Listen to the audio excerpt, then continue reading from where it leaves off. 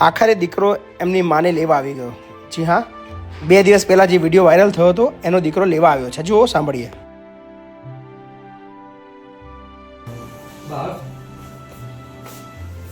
લેવા યાર વાત કરી મૂકો ત્યારે હાલ લેવા હક ન થાતું બાર બે દી હક ન થાતું બાર લઈ આવું મેં કીધું આજ ગયો હશે તને બાપ વિડીયો ન ઉતારે પ્લીઝ મારા આમ છે બાપ ચિંતા ના કરશો.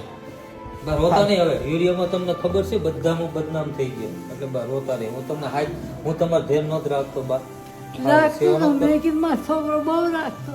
બસ ને બાપુ એ તો કહે છે જ ને તમારું. બદનામ થઈ ગયો તોય બધી સેવા કરી દવાખાને લઈ ગયો બધું કર્યું અને બધું રાખ. ચિંતા ના કરશો. બા રોતા નહીં. હવે વિડીયોમાં તમને ખબર છે બધામાં બદનામ થઈ ગયો એટલે બા રોતા નહીં. હું તમને હાઈ હું તમારું ધ્યાન નહોતો રાખતો બા રાખતો તો મેં કીધું મારો છોકરો બહુ રાખતો. બસ ને બાપુ એ તો કહે છે જ ને તમારું. બદનામ થઈ ગયો તોય બધી સેવા કરી દવાખાને લઈ ગયો બધું કર્યું અને બધું રાખ્યું. બા રોતા નહીં. વિડીયોમાં રોતા નહીં બા ને વિડીયો પણ તું આજ કામે જવાનો હતો. ચાલુ છે બાપુ તમારો પ્લીઝ બાપુ મારી બદનામી થાય. તમે લેવા આવ્યા છો, તમારે બીવાનું ક્યાં જરૂર છે યાર?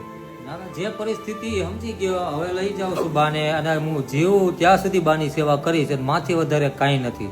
મને સમજાઈ ગયું હવે મારી ભૂલ છે ને જે વિડીયો જોયો પ્લીઝ ભાઈ બીજી કોઈ રિક્વેસ્ટ ન કરતા બરોબર છે. બા હાલો બહુ દાંત કાઢીને જવાનું બા દાંત કાઢવાનો મજા આવી? સીતારામ. હા 2 દિવસ તમને મજા આવી યાર? ગમ્યું નહીં? ગમ્યું મને તો. બા રોવાની વિડીયો ઉતારે હે આખા ચલો. વિડીયોમાં આવી ગયું હતું એક બાને લઈ આવાસ મારે એટલે પણ હવે આ પાડી બધાને હક નથી આવતું એ કે બાને લઈ આવો બીજું કઈ નહીં.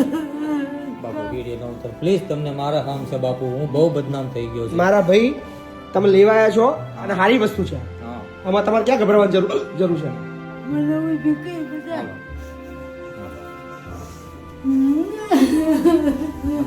હવે તમારો દીકરો લેવા આવી ગયો છે, તમારે ગભરાવાની જરૂર નહીં. ગભરાવાનું જરૂર નહીં બાપુ બાપુ પ્લીઝ હું તમને કહું છું પ્લીઝ. તું નતો આવ્યો તું ન આવ્યો હતો સારું હતું બેટા. ના ના મને હક નહોતું આવતું એટલે ચલો, સારું થયું. વધુ એક માં એના દીકરાના ઘરે રહેશે. પણ અમારો ઉદ્દેશ કોઈને બદનામ કરવાનો નહીં. અમારો ઉદ્દેશ ફક્ત ને ફક્ત જે પોતાના મા બાપ છે એમને રાખે, સારી રીતે રાખે અને કોઈ માને વૃદ્ધાશ્રમ ના જવું હોય છતાં દીકરાએ એવી પરિસ્થિતિ ના આવે. બસ અમારો ઉદ્દેશ એ જ છે. સો કેવું લાગ્યો તમને વિડીયો ચોક્કસથી જણાવજો. અને હું તમામ દીકરાઓને અપીલ કરું છું, પ્લીઝ તમારી માતા પિતાને પ્લીઝ વૃદ્ધાશ્રમમાં ના મૂકો.